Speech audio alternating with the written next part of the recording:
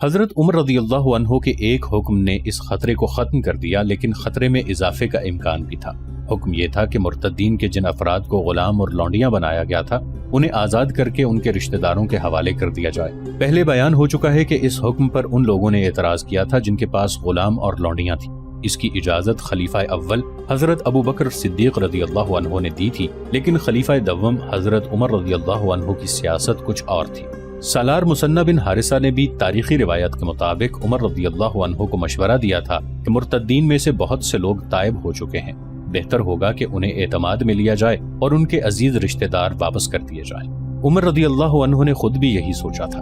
مرتدین اب سچے دل سے مسلمان ہوئے تھے، یہ اسلام کی عسکری طاقت تھے۔ عمر رضی اللہ عنہ نے غلاموں اور لونڈیوں کو آزاد کرنے کا حکم نامہ جاری کر دیا۔ ابو زبیر نے عاصمہ اور اس کی بیٹی شارعیہ کو اپنے پاس بلایا۔ آج سے تم اس گھر کی لونڈیاں نہیں ہو۔ ابو زبیر نے انہیں کہا، تم نے خلیفہ کا حکم سن لیا ہے، لیکن میں تمہیں گھر سے نہیں نکال سکتا۔ تم یہ بتاؤ کہ میں تمہیں کس کے حوالے کروں؟ اپنا کوئی قریبی رشتہ دار بتاؤ، میں تمہیں وہاں چھوڑ آؤں گا۔ یہ میں 1-2 روز بعد بتا سکوں گی۔ عاصمہ نے کہا، میرا دور کا ایک رشتہ دار مدینہ میں ہے، اس نے اسلام قبول کر لیا ہے اور اس نے کچھ عرصہ پہلے یہاں سے ایک گھوڑا بھی خریدا تھا۔ عاصمہ اسی روز ابن داؤد سے ملی۔ ابن داؤد بھی مدینے میں تھا۔ اب وہ حبیب بن کعب کے گھر نہیں بلکہ ایک دوست کے گھر میں رہتا تھا۔ اس کا یہ دوست دراصل یہودی تھا جس نے اپنے آپ کو مسلمان ظاہر کر رکھا تھا۔ وہ بڑھئی کا کام کرتا تھا، مدینہ کا رہنے والا نہیں تھا، کوئی دور دراز گاؤں کا بتاتا تھا جہاں سے وہ روزی کمانے کے لیے مدینہ آیا اور یہیں آباد ہو گیا تھا۔ شارعیہ کی ملاقاتیں عاصمہ نے ابن داؤد سے بھی کرائی تھیں۔ ابن داؤد نے شارعیہ کو بتایا تھا کہ اس نے مسلمانوں سے اپنے باپ اور 2 ماموں کے خون کا انتقام لینا ہے اور اسلام کو تخریب کاری سے تباہ کرنا ہے۔ ابن داؤد نے اس لڑکی کو تخریب کاری کے بہت سے طریقے بتائے اور یہ بھی بتایا کہ بنت یامین مسلمان نہیں یہودی ہے۔ کیا ابو زبیر کے بیٹے سلمان کے ساتھ عشق و محبت کا ناٹک ٹھیک چل رہا ہے؟ ابن داؤد نے اس سے پوچھا۔ وہ تو میرے عشق میں پاگل ہوا جا رہا ہے، شارعیہ نے ہنستے ہوئے جواب دیا، لیکن اس کے باپ نے حکم دے رکھا ہے کہ میرے ساتھ اس کا کوئی بیٹا شادی نہیں کر سکتا۔ سلمان کہتا ہے کہ باپ نے شادی کی اجازت نہ دی تو وہ مجھے ساتھ لے کر مدینہ سے ہمیشہ کے لیے نکل جائے گا۔ میں بتا نہیں سکتی کہ اس کی حالت کیا ہو رہی ہے، اب ایسے ہی ایک اور نوجوان کو پاگل کر دو۔ ابن داؤد نے کہا، میں تمہیں بتاتا ہوں وہ کون ہے۔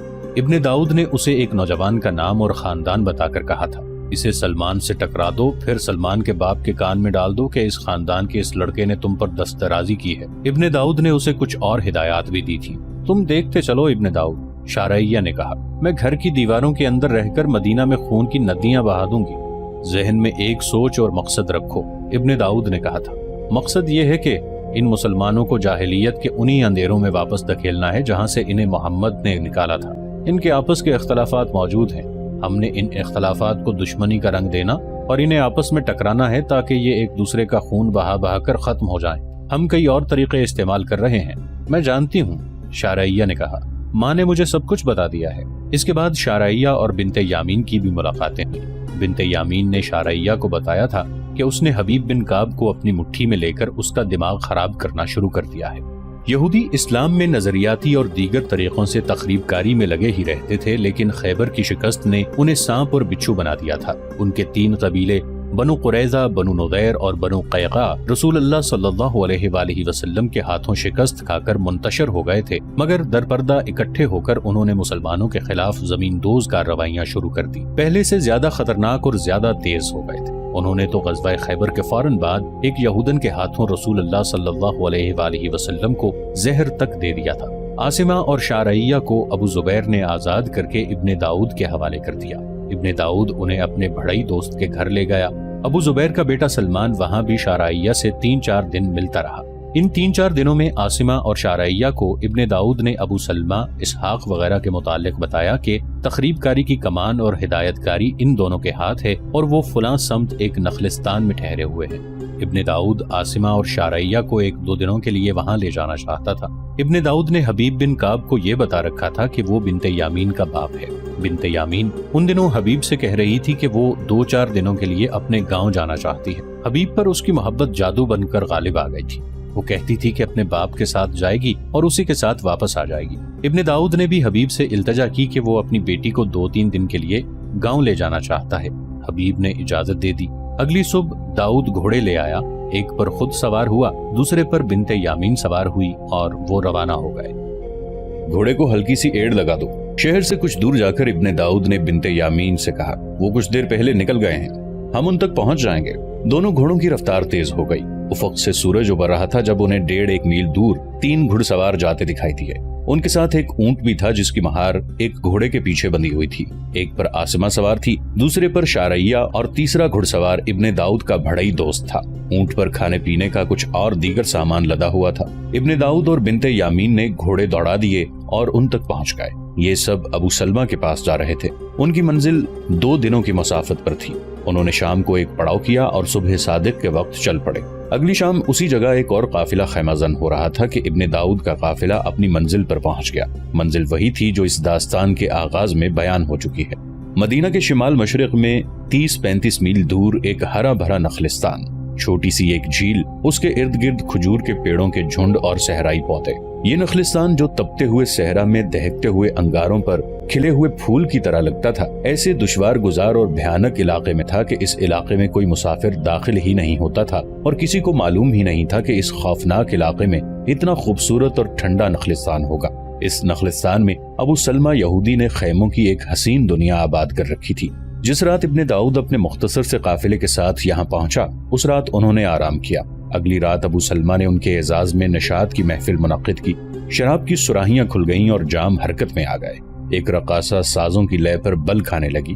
वो काफिला जो अबू दाऊद के छोड़े हुए पड़ाव वाली जगह पर गुज़श्ता शाम खैमजन हुआ था, वो अगली सुबह वहां से चल पड़ा था और वो इब्ने दाऊद के काफिले के नकूशे पा पर जा रहा था। रात जब अबू सलमा के चौकोर और महल के कमरे जैसे बड़े खैमे में रक्सो शराब और साजो आवाज की महफिल गर्म थी, तो किसी ने कहा कि ऐसे लगता है जैसे मैंने घोड़ों के टाप सुने हों। थोड़ी सी और पी लो। अबू सलमा के साथ ही इसहाक ने कहा, तुम्हारे कान बजने बंद हो जाएंगे। कौन हो? बाहर से किसी की आवाज सुनाई दी। खामोश। किसी और की आवाज आई। इसके साथ ही किसी ने बुलंद आवाज में कहा, जहां हो वहीं रहो, तुम सब घेरे में हो। बड़े खेमे के अंदर साज और दफ खामोश हो गए। रकासा जहां थी वहीं बुत बन गई। डरावना सा सन्नाटा तारी हो गया। सहराई कज़ाक, अबू सलमा ने आहिस्ता से कहा। उस कमरे जैसे खेमे के 2 दरवाजे थे। दोनों तरफ से आदमी अंदर आने लगे। हर एक के हाथ में नंगी तलवार थी। उनमें एक अबू जुबैर, उसका बेटा सलमान और 3 और बेटे थे। हबीब बिन काब था और 4 उसके दोस्त थे। बिनते यामीन, हबीब ने अपनी बीवी से पूछा, तुम तो अपने गांव जाना चाहती थी, यहाँ कैसे आ गईं? क्या इब्ने दाऊद तुम्हारा बाप है? क्या तुम मुसलमान हो? बिनते यामीन का मुंह हैरत और खौफ से खुल गया था। वो कुछ बोल न सकी। हबीब के हाथ में तलवार थी। वो आहिस्ता आहिस्ता बिनते यामीन के करीब गया। फानूस की रोशनी में हबीब की तलवार आसमानी बिजली की तरह चमकी और दूसरे लम्हे बिनते यामीन का सर फर्श पर गिरा और धड़ अलग गिरा। रकासा और उसकी साथी लड़कियों की चीखें निकल गईं। शारैया, अबू जुबैर ने कहा, तुम इनसे अलग हट जाओ, इधर आ जाओ। शारैया तेज तेज चलती अबू जुबैर के साथ जा खड़ी हुई। बदतीनत लड़की, इब्ने दाऊद ने दांत पीसते हुए शारैया से कहा, इन्हें तू यहाँ लाई है, ये करतूत तेरी ही हो सकती है। क्या ये सच है? आसिमा ने शारैया से पूछा। क्या तूने मुखबरी की है? क्या तूने अपनी माँ को भी धोखा दिया है? गद्दार। वो दरिंदों की तरह पंजे आगे करके और गुस्से से दांत निकालकर शारैया की तरफ बढ़ी। मैं तेरा गला घोंट दूंगी। वो शारैया पर झपटने ही लगी थी कि अबू जुबैर की तलवार के भरपूर वार ने उसके सर और जिस्म का रिश्ता काट दिया। बाकी सब सुन लो, शारैया ने कहा। इन सबको मैं यहाँ लाई हूँ। इब्ने दाऊद ने सारा राज मुझे दे दिया था। तुम बदकिस्मत हो लड़की, इब्ने दाऊद ने कहा। तुम्हें जो दौलत हमसे मिलनी थी वो तुम्हें इन लोगों से नहीं मिल सकती। मुझे जो दौलत इन लोगों से मिली है वो तुम नहीं दे सकते थे। शारैया ने कहा, मेरी माँ इनकी लौंडी थी, मैं इनकी लौंडी थी। अबू जुबैर और उसके बेटे हमारे साथ जो सलूक चाहते कर सकते थे, लेकिन उन्होंने हमें हकीर न जाना बल्कि हमें अपने घर के अफराद जैसी इज्जत दी। क्या आप नहीं जानते कि गुलामों के साथ आका क्या सलूक करते हैं? मुझ जैसी खूबसूरत और जवान लोंडी को ना अबू जुबैर ने ना उसके बेटों ने बुरी नजर से देखा। ये सलमान खड़ा है, मैं इसे चाहने लगी। हम रातों को मिलते रहे। मेरा जिस्म तो गुलाम था ही, मेरा दिल भी इसका गुलाम हो गया, लेकिन इसने मेरे जिस्म के साथ कोई दिलचस्पी नहीं रखी। ये कहता था कि मुसलमान हो जाओ, फिर मैं बाप से इजाजत लेकर तुम्हारे साथ शादी करूंगा, شارعیہ جوش و خروش سے بولی جا رہی تھی اور سب خاموشی سے سن رہے تھے۔ صحرا کی خنک رات گزرتی جا رہی تھی، اور ایک تم ہو جو میرے حسن اور جوانی سے اپنے مقاصد کی تکمیل کرنا چاہتے ہو، شارعیہ کہہ رہی تھی۔ ابن داؤد کو میں اپنا باپ سمجھتی تھی، اس نے 2 بار مجھے ہوس کا نشانہ بنانے کی کوشش کی، لیکن میں نے اسے ٹال دیا۔ میں بہت دن پہلے مسلمان ہو چکی ہوتی، مگر میری ماں نے مجھے کسی اور راستے پر چلانے کی باتیں شروع کر دی، اور ابن داؤد نے مجھے سبق دینے شروع کر دیے۔ میں نے ارادہ کر لیا کہ ان سے سارا راز لے لوں، پھر کچھ کر کے دکھاؤں گی، اور اسلام قبول کر کے سلمان کی بیوی بن جاؤں گی۔ میں نے راز لے لیا، اس جگہ کا فاصلہ معلوم کر لیا، سمت پوچھ لی اور سلمان کو بتایا۔ سلمان نے اپنے باپ کو بتایا، پھر حبیب کو بتایا کہ وہ جال میں آیا ہوا ہے۔ اس نے ابو زبیر کی طرف دیکھا اور بولی، اب تمہیں میری وفا کا یقین ہوا؟ میں مسلمان ہوں، میرے دل نے اسلام قبول کر لیا ہے۔ ختم کرو انہیں، ابو زبیر نے کہا، اپنے دین کے دشمنوں کو جلا کر راکھ کر دو۔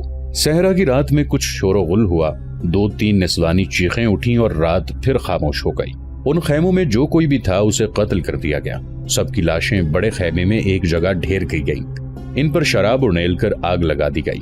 تمام خیموں کو آگ لگائی گئی۔ ان کے اونٹ اور گھوڑے ساتھ لے کر ابو زبیر کا قافلہ مدینہ کو چل پڑا۔ شارعیہ ان کے ساتھ تھی۔ اس قافلے میں سب سے زیادہ قابل احترام حیثیت شارعیہ کی تھی۔ 1.5-2 میل دور جا کر ابو زبیر نے گھوڑوں کو پیچھے دیکھا۔ نخلستان کی سمت آسمان کا رنگ قرمزی ہوا جا رہا تھا۔ صحرا کی رات دور دور تک روشن تھی، اور اس روشنی میں سفیدی مائل دھواں اٹھتا دکھائی دے رہا تھا۔ کفر جل رہا ہے، حبیب ابن کعب نے کہا۔ نہیں ابن کعب، ابو زبیر نے کہا، چند ایک کفار جل رہے ہیں۔ کفر کو جلا کر راکھ کرنے کے لیے بہت قربانیاں دینی پڑیں گی۔ کفر صرف میدان جنگ میں فتح حاصل کر لینے سے ختم نہیں ہو سکتا، اس کے لیے تو بہت سے محاذوں پر جہاد کی ضرورت ہے۔ معاشرے کا محاذ ہے، گھر بھی ایک محاذ ہے، اور فردن ذاتی محاذ پر کفر کی شکست و ریخت کی جد و جہد کی جا سکتی ہے، جس طرح اس لڑکی شارعیہ نے کی ہے۔ اس نے اپنی ماں کو قربان کر دیا ہے۔ تم یہاں پڑاؤ کرنے کی تو نہیں سوچ رہے؟ کسی نے پیچھے مڑ کر ابو زبیر اور حبیب کو رکا ہوا دیکھ کر کہا۔ نہیں بھائی نہیں، ابو زبیر نے بلند آواز سے جواب دیا۔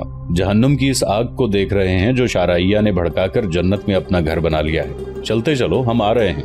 اس خوفناک علاقے سے نکل کر کہیں آرام کے لیے رکیں گے۔ آدھی رات کے بہت بعد یہ قافلہ رکا اور سب آرام کے لیے لیٹے اور سو گئے۔ اگلے روز یہ قافلہ فاتحانہ چال سے مدینہ کی سمت جا رہا تھا۔ شام تک انہیں مدینہ پہنچ جانا تھا۔ سورج سر پر آ گیا تھا۔ چھوٹا سا ایک نخلستان قریب آ گیا جس سے یہ سب واقف تھے۔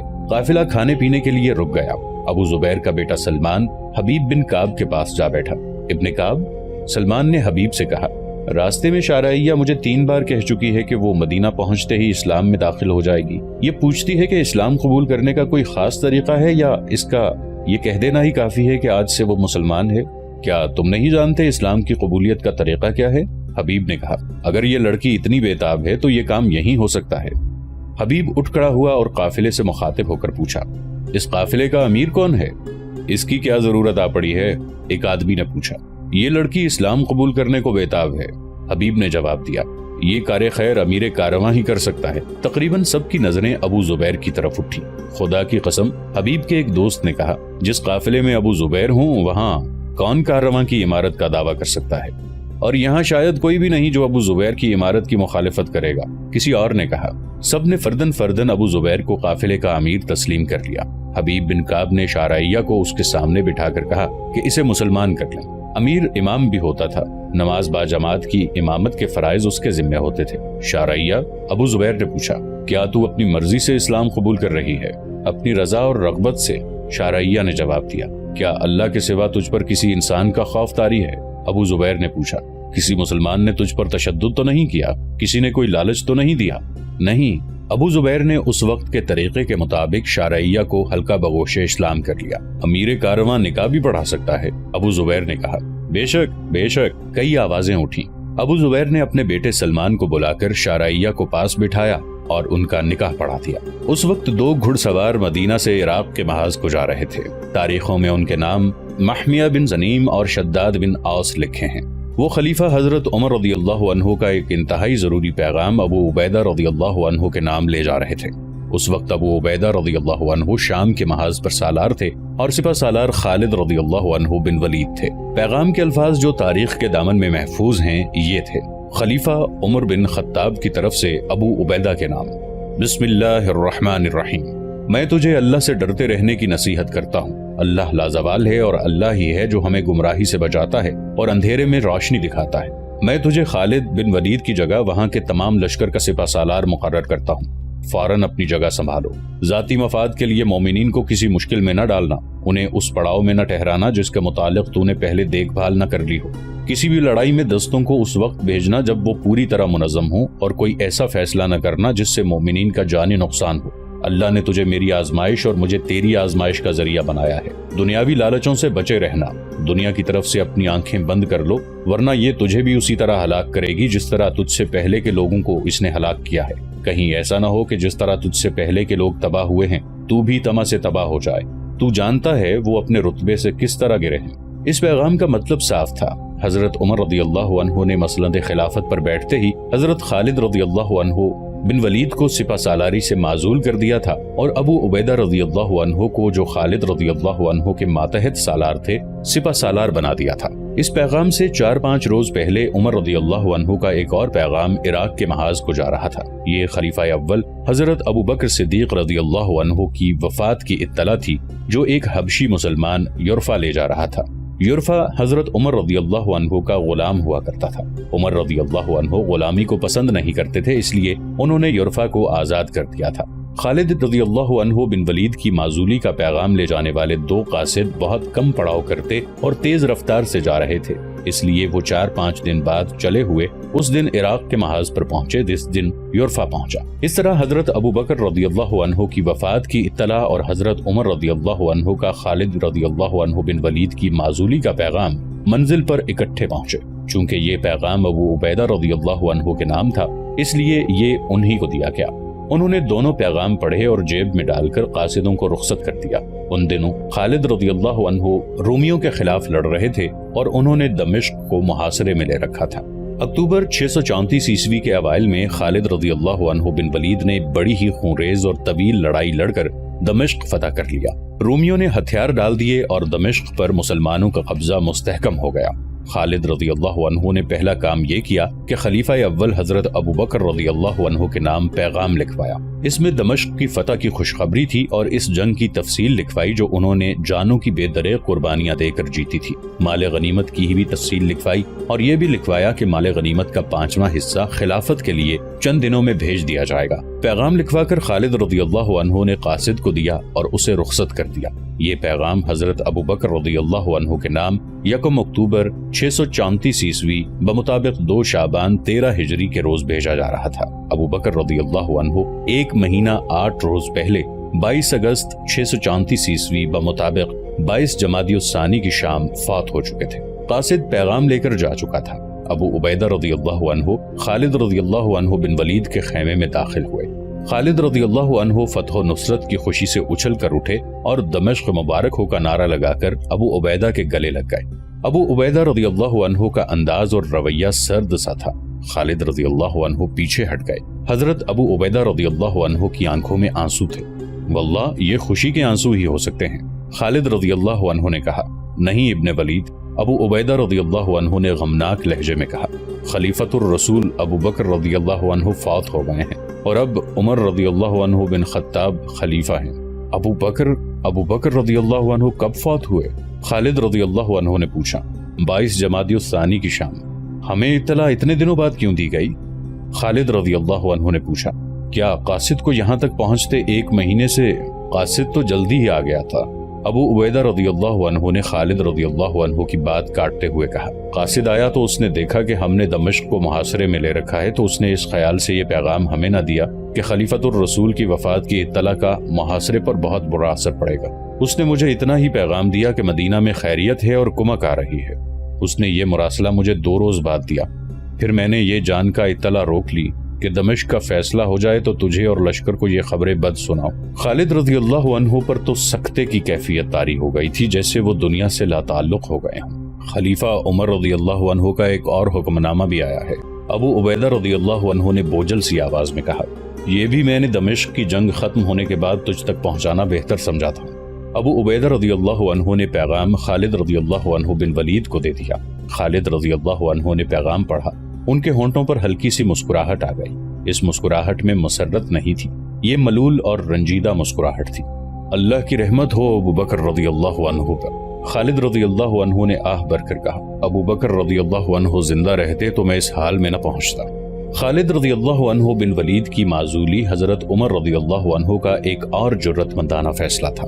اس سے پہلے ان کا ایسا ہی ایک فیصلہ یہ تھا کہ مرتدین کے جن رشتہ داروں کو غلام اور لونڈیاں بنا کے رکھا گیا ہے ان سب کو آزاد کر کے ان کے گھروں کو بھیج دیا جائے۔ پہلے ہم بیان کر چکے ہیں کہ غلام اور لونڈیاں خلیفۃ الرسول حضرت ابو بکر صدیق رضی اللہ عنہ کے حکم سے رکھی گئی تھیں۔ لوگوں نے حضرت عمر رضی اللہ عنہ کے فیصلے پر اعتراض کیا تھا۔